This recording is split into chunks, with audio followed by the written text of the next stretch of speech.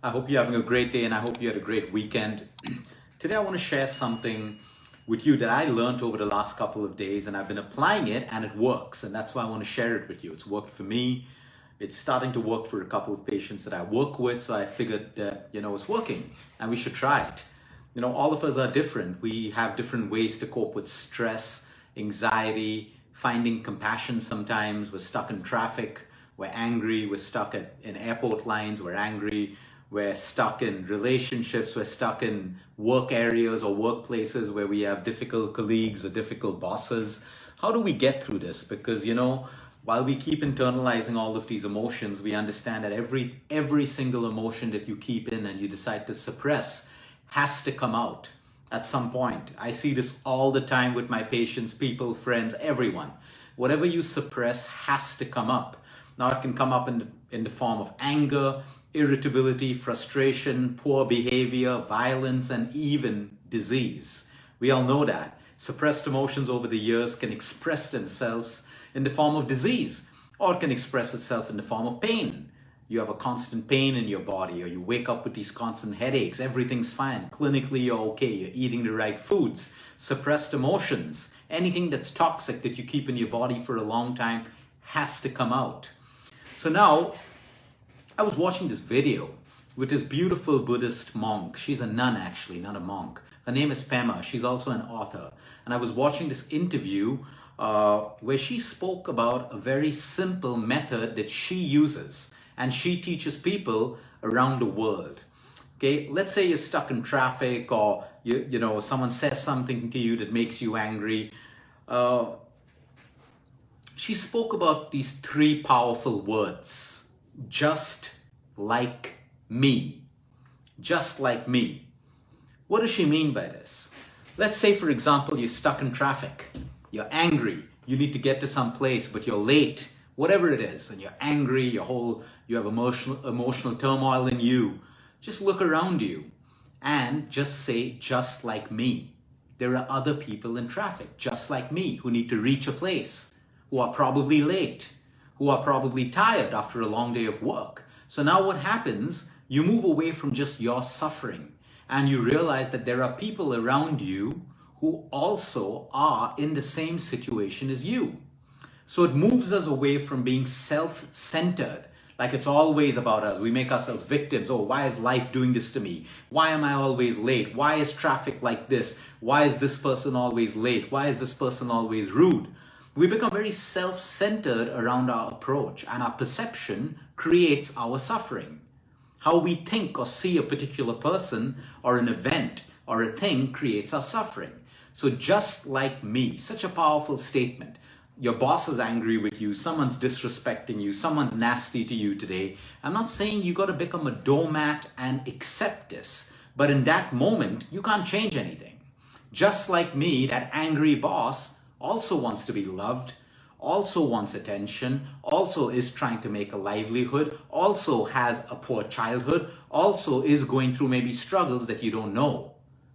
So just like me allows us to feel compassion for those few moments which otherwise could make us angry, irritable, resentful, guilty, negative, all of those negative emotions. Now, I'm not saying that we become a victim to an angry boss or a toxic partner or a toxic colleague. No. At that point, we realize that those people, like us, also seek the same things. But they have different expressions of behavior. They have different ways of not being able to cope with the problems that they may have. But everyone's seeking love, everyone's seeking attention, everyone's seeking appreciation, everyone's seeking acknowledgement, most people are trying to be healthy, everyone's trying to do something for their own good.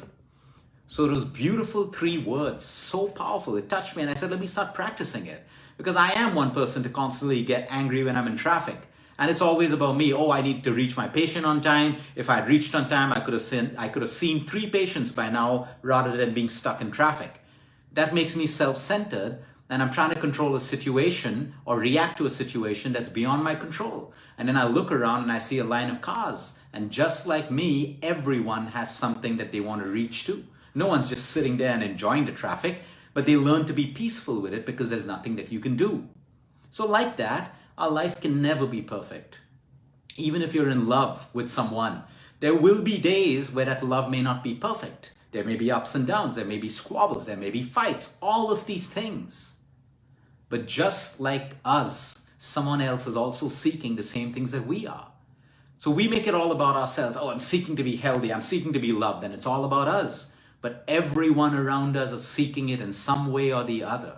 Now that helps you feel so light in your heart. It doesn't mean we have to accept poor behavior. It doesn't mean that we have to accept anything that we don't want to accept. We can always talk about it. We can always be compassionate for that moment and then go back to that person and say, I don't like the way you talk, it's disrespectful. Or I don't like you, these are our boundaries. Or you can draw boundaries. You can operate from those boundaries with assertiveness, respect, but also compassion. Now, why would we want to do this? For our own peace. For our own peace. Because every time we start getting constantly angry, you know how your day is going to change. A few moments of anger just takes away from the next couple of hours or from whatever good that's happened before us. So compassion is a beautiful thing. It's difficult to practice, especially when you're living in a chaotic world. When you have deadlines, you have work, you have mortgages to pay, you have whatever. Everyone's got their own different problems. So it becomes difficult for us to have compassion. But we choose to find these pockets of compassion because it just doesn't benefit the other person. It benefits us. It keeps that energy of harmony within our systems, which is required for great health, whether it's emotionally, whether it's spiritually, physically, intellectually, mentally. The moment we give away our power, or we give away our mind space or our heart space, we're left depleted of energies that can heal us, that can give us energy to complete our day. So compassion just doesn't work for the other person. It works hugely for us. So just like me, whenever you find yourself in these difficult situations, just like me, that person is also going through this. It doesn't give them the right to disrespect you. It doesn't give them the right to abuse you, whether it's physically or emotionally. But in that little space, you also know that they're seeking and they're probably not getting. And that's why there's so much of frustration. Because there's one thing that you need to understand. Beneath anger, beneath frustration, beneath negativity, beneath fear, every human is actually connected. It is the fear, the frustration, the anger, the guilt, the resentment that disconnects us. But when you take away all of these things, anger, fear, frustration, negativity, all of us are connected. We are all connected.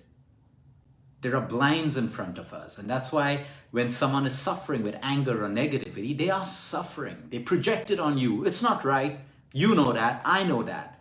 But sometimes when we can change our perception a little bit to keep that little compassion going, like I said, don't become the doormat. Don't become the victim. But for us to get out of that victim mode, just like me, someone else is. Like right now, everyone's suffering. Everyone has some suffering. Someone's lost a partner. Someone's lost a mom, a dad, a child. Someone's sick or someone's going to die. Everyone's suffering. Everyone is. But just like you, there are also other people suffering. When we remind ourselves of these things, we're a little bit more compassionate. And then we remind ourselves that someone always has it worse than you. I would never believe this maybe 15 or 20 years down the line. But today, in my line of work, I see someone always has it worse than you. When I used to do my ward rounds in hospitals, I would move from one ward to another. And I would always think that, oh my God, this patient, what's suffering? And I would move to the next ward and find a patient suffering more than that. And it was just that way. So when we can always remind ourselves that we have suffering, but someone out there has it worse than you, what does that give us? A little bit of gratitude, a little bit of hope. All of these things are important. And that's why I was so impressed when I watched this video by this beautiful Buddhist nun called Pema, where she spoke about these 3 powerful words. Just like me, someone else is also seeking love.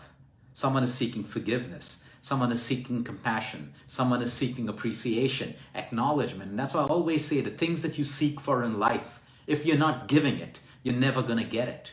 It's easy for all of us to want and feel entitled to love and care and compassion and entitled. It's easy for us to feel entitled. But sometimes when I turn the mirror on these people who I talk to and they say, I never get love, I never get appreciation, I never get care. And I gently show them the mirror. How much of this have you been giving to other people of what you want? And then they're like, oh yeah, I've not been doing that.